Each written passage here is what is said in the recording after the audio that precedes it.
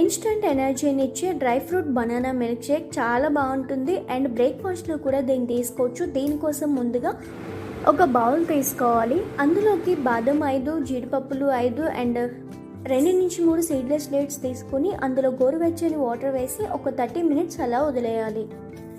ఇక్కడ నేను జ్యూస్ కోసం 2 బనానాస్ అయితే తీసుకున్నాను.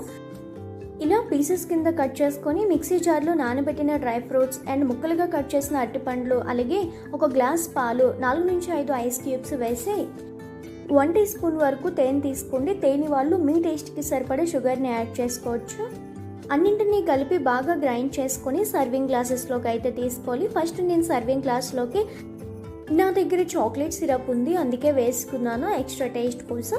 మీ దగ్గర లేకపోయినా ఆప్షనల్ అండి, పర్లేదు. డైరెక్ట్గా ఇలా సర్వింగ్ గ్లాస్లోకి పోసి పైన కొద్దిగా డ్రై ఫ్రూట్స్ తురుము లేదా తరిగిన ముక్కలు జక్ చేసుకుంటే మనకి టేస్ట్ అనేది అదిరిపోతుంది.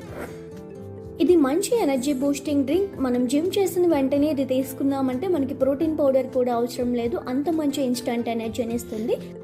మీరు కూడా ఒకసారి ఈ రెసిపీని ట్రై చేసి మీ కిడ్స్కి అండ్ ఫ్యామిలీ మెంబర్స్కి ఇచ్చేయండి, వాళ్ళు బాగా ఇష్టపడతారు. Thank you for watching.